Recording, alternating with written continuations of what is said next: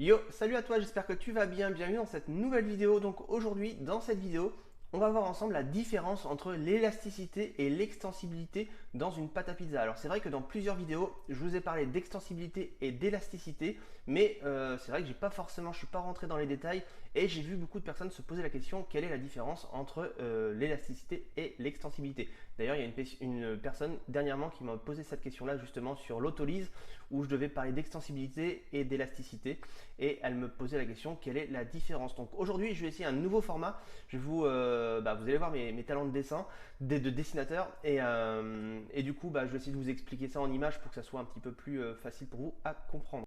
Donc allez, c'est parti, je vais vous expliquer la différence entre l'extensibilité et l'élasticité. Donc l'extensibilité,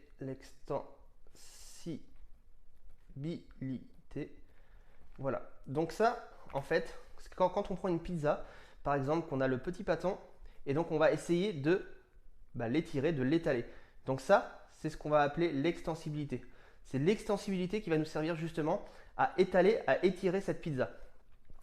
Euh, donc l'élasticité, c'est le contraire en fait. C'est quand on va, par exemple, essayer d'étirer cette pâte à pizza grâce à l'extensibilité, mais que cette pizza finalement va revenir sur elle-même. Donc elle va se rétracter un petit peu plus. Donc ça va être l'élasticité. Donc c'est la différence entre l'extensibilité et l'élasticité. C'est que l'extensibilité, on étire la pâte de plus en plus grand. L'élasticité, en fait, c'est le phénomène qui va en fait rétracter cette pâte à pizza. Donc si on n'a pas d'élasticité, du coup, la pizza va s'étirer au maximum. Alors que quand on a un peu d'élasticité, la pizza, vous allez avoir un peu de résistance. Et cette résistance, c'est ce qui va permettre justement que cette pâte à pizza va revenir sur elle-même. Donc, elle va revenir sur elle-même un petit peu. Et sans cette élasticité, en fait, vous aurez une pâte à pizza qui serait vraiment flasque et qui serait extensible au maximum. Et vous auriez vraiment une pâte à pizza qui, si vous l'étirez trop, vous ne pourrez pas la faire revenir sur elle-même. Alors qu'avec un peu d'élasticité, donc en général l'élasticité c'est aussi le sel par rapport à la quantité de sel justement que vous mettez dans votre pâte à pizza. Par exemple, quand on fait de la pizza acrobatique, on met énormément de sel dans la pâte à pizza et le pâton, l'extensibilité donc est très très réduite grâce à l'élasticité qui est très puissante. Parce qu'en fait, l'élasticité permet de faire revenir la pâte, elle permet une extensibilité beaucoup plus lente en fait. C'est pour ça que lorsque les personnes qui font de la pizza acrobatique, en fait la pâte à pizza s'étire tout doucement et ils peuvent faire leur show facilement pendant quelques minutes sans que la pizza perce parce que elle est extensible beaucoup plus doucement. Donc voilà, donc je ne sais pas si je me suis bien fait comprendre. C'est un nouveau petit format que j'essaye de mettre en place pour que vous puissiez comprendre entre la différence donc là entre l'extensibilité et l'élasticité. Donc bien retenir que l'extensibilité, c'est l'étirement de la pâte vers l'extérieur qui permet justement d'agrandir et d'étaler la pâte à pizza.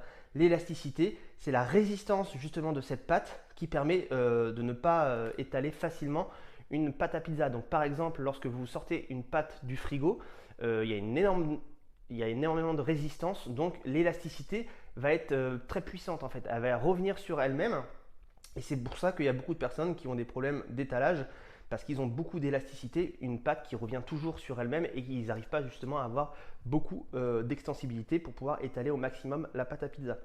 Donc du coup, pour bien étaler une pâte à pizza, c'est une moyenne entre l'extensibilité et l'élasticité. Si vous avez vraiment une bonne moyenne entre ces deux-là, vous allez étaler une pâte à pizza très facilement sans qu'elle soit trop élastique et sans qu'elle soit trop extensible. Donc voilà, donc j'espère que ça vous a plu. Donc n'hésitez pas à me dire ce que vous en pensez. Et donc voilà. Vous avez pu voir mes talents de dessinateur professionnel. Donc comme vous avez pu le voir, j'ai testé un nouveau format dans cette vidéo. Donc je ne suis pas bien équipé parce qu'il faudrait vraiment avoir une meilleure vue juste au-dessus de moi. Mais ça, je vais le faire par la suite si ce genre de format vous plaît.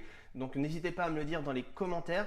Et donc pourquoi j'ai fait ça? Parce que des fois par un dessin, on comprend mieux que par des paroles. Donc certaines personnes arrivent mieux à comprendre. Donc grâce à des dessins, donc je me suis dit pourquoi pas tester un peu ce format pour faire une petite explication vite fait comme ça. Donc comme tu as pu le voir, c'est pas une explication vraiment professionnelle avec un beau dessin qu'on peut voir vraiment au-dessus. Mais je vais m'équiper par la suite si ça vous vous plaît et donc n'hésitez pas à liker la vidéo, n'hésitez pas à la partager à tous les passionnés de pizza qui ont du mal à comprendre la différence entre l'extensibilité et l'élasticité. N'hésitez pas à me dire en commentaire si vous aimez bien ce genre de format. Forcément, c'est pas ce genre de format vraiment qui sera par la suite parce que je vais faire un peu toutes sortes de formats. Mais je vais m'équiper et je ferai quelque chose un petit peu mieux, un peu plus adapté. Là, je voulais vraiment voir un peu ce que ça pouvait donner, faire un genre de dessin dans une vidéo pour faire comprendre un terme ou faire comprendre une explication à des personnes.